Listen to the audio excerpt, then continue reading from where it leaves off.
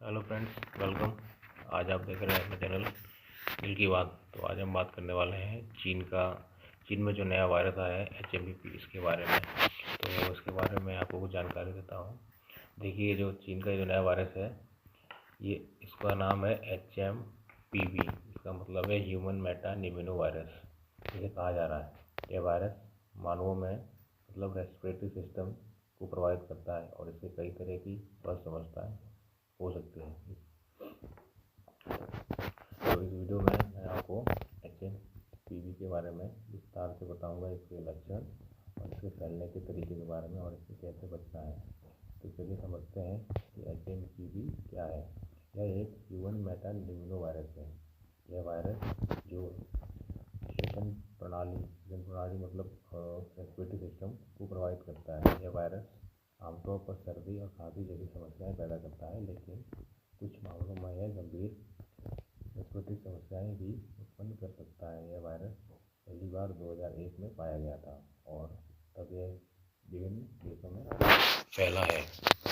HMPV को विशेष रूप से छोटे बच्चे, बुजुर्गों और उन लोगों के लिए खतरनाक माना जाता है जिनकी इम्यूनिटी कमज़ोर होती है। तो चलिए HMPV के कुछ लक्षण बता देता हूँ मैं आपको। अगर आपके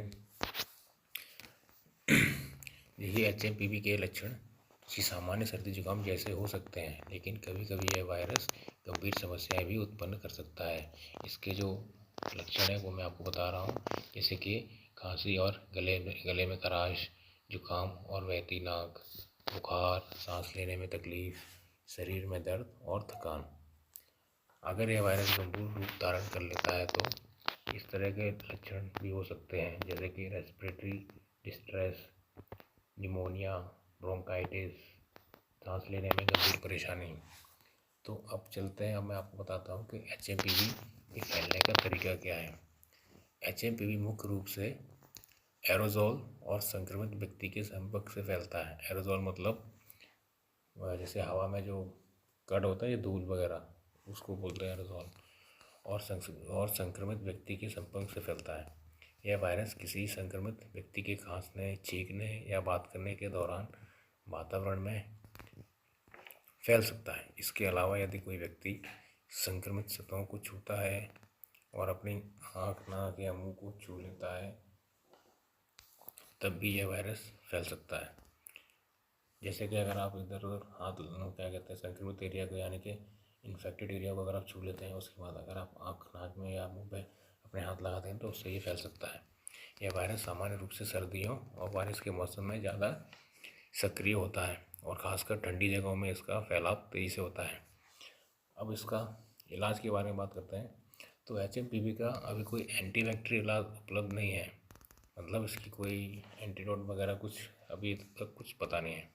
इसके कुछ लक्षणों का इलाज किया जा सकता है कम करने के लिए। आप देखिए क्या कर सकते हैं आप, उसमें आपको बेड रेस्ट लेना है, ठीक है, ज़्यादा पानी पीना है ताकि आपकी बॉडी हाइड्रेटेड रहे, और बुखार और दर्द के लिए दवाएं आप ले सकते हैं। सांस लेने में दिक्कत, यदि सांस लेने में परेशानी हो रही है तो डॉक्टर वेंटिलेटर या अन्य रेस्पिरेटरी सहायक उपकरण की सलाह दे सकते हैं आपको। और HMPV से बचाव के उपाय ये हैं। पहला तो यह है कि आपको स्वच्छता बनाए रखनी है।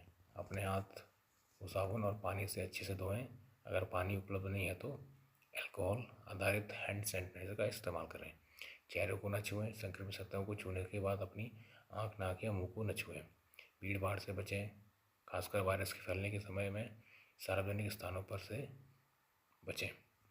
सांस की तकलीफ होने पर मास्क पहनें और खांसी और छींकने के दौरान मास्क पहनना जरूरी है ताकि वायरस अन्य लोगों तक ना पहुँचे।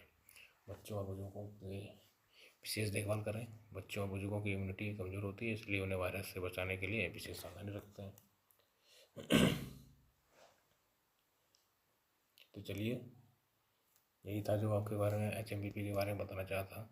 अभी तक ये वायरस भारत में नहीं आया है तो घबराने की ज़रूरत नहीं है हमारे देशवासियों को, लेकिन प्रिकॉशन ज़रूरी है, क्योंकि कोरोना वायरस के बारे में जब ये आया था तो हमने कोई ऐसी उम्मीद नहीं थी कि ये भारत में भी आ जाएगा और इस तरह तक का विनाश करेगा हमारे देश में या पूरी दुनिया में।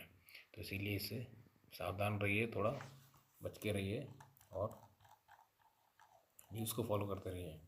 और अपने आसपास की चीज़ों का ध्यान रखिए। तो चलिए मिलते हैं अगली वीडियो में, तब तक के लिए जय हिंद।